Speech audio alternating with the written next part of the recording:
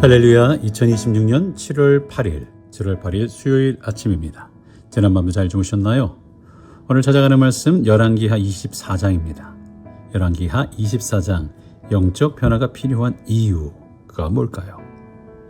사람들은 누구나 변화를 원하죠. 더 나은 삶, 더 안정된 삶, 더 자유로운 삶을 원해요.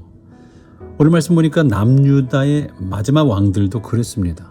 그들은 바벨론의 억압에서 벗어나고 싶었고 나라가 다시 강해지고 더 이상 이방 나라에 끌려다니지 않기를 바랬어요.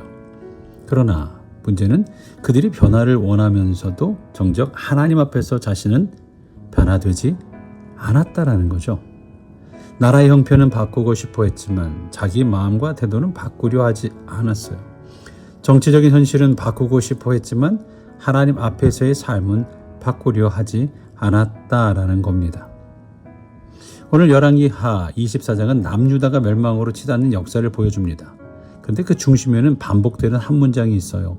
여호와 보시기에 악을 행하였더라. 왕은 바뀌었지만 죄는 바뀌지 않았고 시대는 흔들렸지만 마음은 새로워지지 않았습니다. 오늘 말씀의 핵심은 변화가 없는 영적 삶이 결국 죄에 종속된다라는 말씀입니다. 하나님 앞에서 새로워지지 않으면 우리는 제자리에 머무르는 것이 아니라 죄의 방향으로 흘러간다. 더 낭떠러지로 떨어지게 된다라는 말씀이죠. 믿음은 저절로 깊어지지 않습니다. 거룩함도 자동적으로 자라지 않아요. 날마다 말씀 앞에서 자신을 돌아보고 죄의 흐름을 끊고 그리스도의 다스림 아래 자신을 맡길 때 영적 변화가 일어나는 거죠. 오늘 말씀은 영적 변화가 필요한 이유를 첫 번째, 죄가 세대를 따라 흐르기 때문이라 라고 말씀합니다. 열왕기하 24장은 여호야긴, 시드기야의 시대가 이어지고 있죠. 겉으로는 왕이 바뀌고 정세도 바뀝니다. 그러나 바뀌지 않는 것이 하나 있습니다. 하나님 앞에서의 악이죠. 악. 여호야긴은 어린 나이에 왕이 되어 석 달 동안 예루살렘을 다스렸어요. 아주 짧은 통치였지만 성경은 그를 이렇게 평가합니다. 그가 그의 아버지의 모든 행위를 따라 여호와 보시기에 악을 행하였더라. 그는 아버지 여호야김의 길을 그대로 따라갔습니다. 여호야김은 하나님의 말씀을 듣고도 두려워하지 않았던 왕이죠. 예레미야의 예언이 기록된 두루마리를 듣고도 회개하지 않아요. 오히려 그 두루마리를 하는 것은 성경이죠. 그 말씀을 칼로 잘라 불에 태워 던졌죠. 하나님의 말씀이 불편하게 들렸을 때 그는 말씀 앞에서 자기 마음을 찢은 것이 아니라 회개한 것이 아니라 엎드려진 것이 아니라 말씀을 내던진 거예요. 말씀을 찢은 거죠. 그 악한 흐름이 여호야긴에게 이어졌고 다시 시드기야에게 이어졌어요. 왕은 바뀌었지만 죄의 방향은 바뀌지 않았습니다. 상황은 달라졌지만 마음은 달라지지 않았죠. 이것이 죄의 무서움입니다. 하나님의 복이 내 자손들에게 흘러 내려가기를 간절히 바라는 마음이 있는데 반면에 죄도 한 세대에서 다음 세대로, 한 지도자에서 다음 지도자에게로, 한 가정에서 다음 가정으로 흘러간다라는 것을 두려운 마음으로 우리가 볼 수가 있죠. 그러니까 우리가 매일 말씀 앞에 서지 않으면 우리의 삶은 중립에 머무르지 않습니다. 기도하지 않으면 마음이 굳어지고 말씀을 듣지 않으면 자기 생각이 기준이 되며 회개하지 않으면 죄가 익숙해지죠. 영적 변화는 선택사항이 아니라 성도의 생명이 됩니다. 두 번째로 영적 변화가 필요한 이유는 좁은 시야에 갇히면 하나님의 뜻을 보지 못하기 때문이에요. 열왕기하 24장의 시대는 참 복잡했어요. 그 시대적인 배경이 복잡하죠. 유다는 바벨론과 애굽 사이에 끼어 있습니다. 한때 애굽이 강해 보였지만 점점 바벨론이 강대국으로 떠오르죠. 여호야김은 바벨론을 섬기다가 배반을 했고 결국 바벨론의 압박은 더 강해졌어요. 여호야긴 시대에는 성전과 왕궁의 보물이 빼앗기고 왕과 지도자들과 기술자들이 바벨론으로 끌려갔습니다. 그 후 바벨론 왕 느부갓네살은 여호야긴의 삼촌 마띠아를 왕으로 세우고 그 이름을 시드기야로 바꾸는 거죠. 이름이 바뀌었다는 것은 그가 독립적인 왕이 아니라 바벨론이 세운 왕이 되었다라는 뜻입니다. 이렇게 시드기야는 결국 바벨론을 배반합니다. 인간적으로 보면 이해되는 면도 있죠. 누가 남의 나라 지배 아래 살고 싶겠습니까? 누가 꼭두각시 왕으로 살고 싶겠습니까? 그도 나라를 다시 일으키고 싶었을 것이고 애굽이 도와줄 것이라는 기대도 있었을 겁니다. 그러나 문제는 그가 국제 정세만 보았지, 아니 국제 정세도 잘 보지 못했던 것 같아요. 근데 중요한 것은 하나님의 말씀을 보지 못했다는 거예요. 사람들의 소리만 들었지 예레미야를 통해 주시는 하나님의 음성을 듣지 않았습니다. 예레미야는 그 시대에 매우 불편한 메시지를 전했거든요. 바벨론을 배반하지 말라, 바벨론의 멍에를 메라, 항복하라. 오히려 바벨론에게 항복하라고 했어요. 사람들은 이 말을 친바벨론적 발언으로 들었을 수 있어요. 나라의 사기를 꺾고 민족의 자존심을 무너뜨리는 말처럼 들었을 거예요. 그러나 예레미야의 메시지는 정치적인 계산이 아니었어요. 바벨론이 의로운 나라여서 복종하라는 말이 아니었습니다. 그 메시지는 영적인 메시지였죠. 지금은 하나님의 징계를 거부할 때가 아니다. 지금은 헛된 저항으로 더 큰 멸망을 부를 때가 아니다. 지금은 하나님의 손 아래 낮아질 때다라는 말씀이었죠. 하나님은 그 순간 바벨론을 유다를 징계하시는 도구로 사용하셨습니다. 그러므로 바벨론에게 항복하라는 말은 단순한 정치적인 항복이 아니라 하나님 앞에서 고집을 내려놓으라는 뜻이었죠. 성전이 있으니 괜찮다. 우리는 하나님 백성이니 망하지 않는다. 야, 애굽이 도와줄 거라고 하는 거짓 확신을 내려놓으라는 뜻이었죠. 장자의 추수편에 나오는 우물안 개구리에게 바다를 말해도 알아듣지 못한다라는 얘기가 있어요. 그렇죠. 우물 안의 개구리에게 바다를 얘기해 본들 그들이 어떻게 이해를 해야겠어요. 좁은 곳에 갇혀 있기 때문이죠. 시드기야가 그랬습니다. 그는 왕궁 안에서 정치를 보았고 귀족들의 눈치를 보았고 애국과 바벨론의 힘겨루기를 보았어요.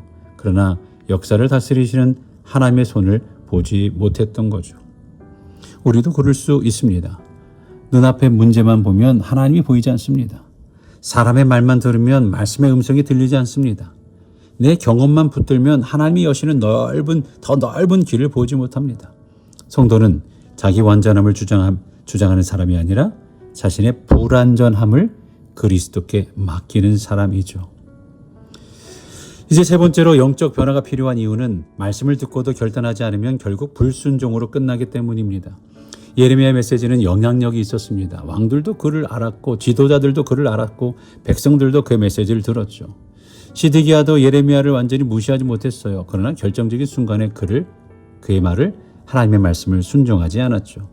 왜냐하면 예레미야의 말은 듣기 좋은 말이 아니었기 때문입니다. 당시 사람들은 곧 회복될 것이다. 바벨론은 물러날 것이다. 성전이 있으니 하나님이 지켜줄 것이다. 애굽이 도와줄 것이다. 라는 말을 듣고 싶어 했죠. 그러나 예레미야는 회개하지 않으면 예루살렘은 무너진다고 말했어요. 바벨론의 멍에를 받아들여야 산다고 말했죠. 거짓 평안을 믿지 말라고 했습니다. 참된 선지자의 말은 때론 듣기 불편합니다.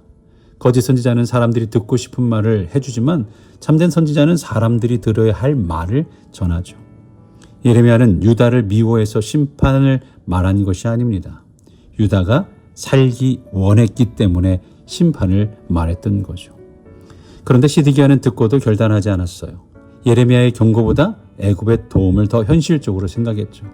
그래서 그는 말씀을 들었지만 말씀대로 움직이지 않았죠. 이것이 시드기야의 비극이었습니다. 그는 몰라서 망한 것이 아니라 들었지만 순종하지 않아서 망했던 거예요. 오늘 열왕기하 24장은 하나님의 백성이란 이름이 자동적으로 안전을 보장하지 않는다는 사실을 보여줍니다. 유다에게는 성전이 있었고 예루살렘이 있었고 다윗의 왕조가 있었어요. 찬란한 과거가 있었죠. 그러나 순종이 없을 때 그 모든 것은 껍데기가 될 수 있었다라는 거예요. 오늘 우리도 마찬가지죠.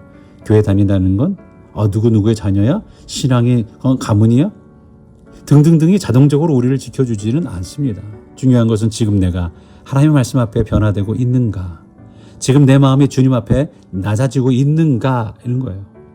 감사한 것은 하나님의 징계가 단지 멸망으로 끝나지 않는다는 사실이죠. 열왕기하 24장은 어둡습니다. 성전의 보물이 빼앗기고 왕과 지도자들이 포로로 끌려갑니다. 모든 것이 끝난 것처럼 보이죠. 그러나 하나님은 포로의 자리에서도 remnant, 남은 자를 준비하셔요. 하나님의 징계 안에서도 회복의 목적이 있습니다. 하나님은 무너뜨리기만 하시는 분이 아니라 무너진 자리에서 다시 세우시는 분인 줄로 믿습니다. 우리 모두는 변화를 원합니다. 더 나은 교회, 더 나은 삶, 더 나은 신앙 말입니다. 정작 우리가 하나님 앞에서 내 자신의 변화를 외면하면 어떻게 될까요? 오늘 열왕기하 24장은 우리에게 묻습니다. 너는 무엇을 바꾸고 싶어 하느냐? 상황만 바꾸고 싶으냐? 아니면 내 마음도 하나님 앞에서 바뀌기를 원하느냐라고 묻고 있죠. 오늘 아침 이 말씀의 물음에 여러분들은 어떻게 반응하실 수 있을까요?